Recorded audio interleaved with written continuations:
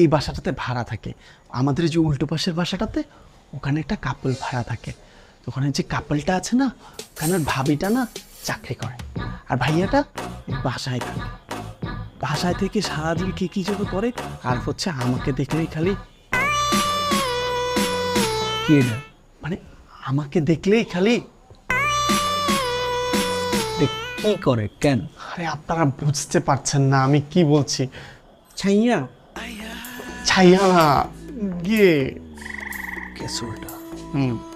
আচ্ছা ভাই বুঝছি তো, আমি কি করতে হবে? আমাকে ডাক্তারকে লেগে কি করতে হবে ওটা কম? ওনার ওইটা কেটে দিতে হবে। এটা কি কাট? আরে ওইটা কেটে দিবেন, ওইটা কি? যেটার জন্য ওইটা জিনিসটা কি? মালটা কি? আমরা কি হাজং নাকি মেয়েটি কাটাকাটি নিয়ে ঘুরে বেড়াই?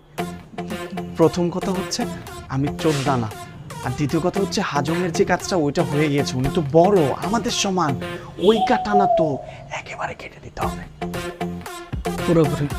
ঠিক আছে, পুরো টাকা টাকা লাগবে ডাবল। টাকা ডাবল মানে কত টাকা লাগবে? 2 লাখ। 2 লাখ? সে তো অনেক টাকা, আমার কাছে তো এত টাকা নেই। আচ্ছা আমি যদি আপনাদেরকে 50,000 টাকা দিই তাহলে হবে না? এই বেটা, তুই তো আসলে মগা। আমরা কি মাছের বাজারে আইসোস? হ্যাঁ, না ফ্রিজ প্লাস কিনবার আইসোস? কোনটা? টাকা দিলে 2 লাখ লাগবে নগদ, আর না হইলে ক জায়গা। ভাইয়া দেখি আমার সাথে তুই তামারি করছেন।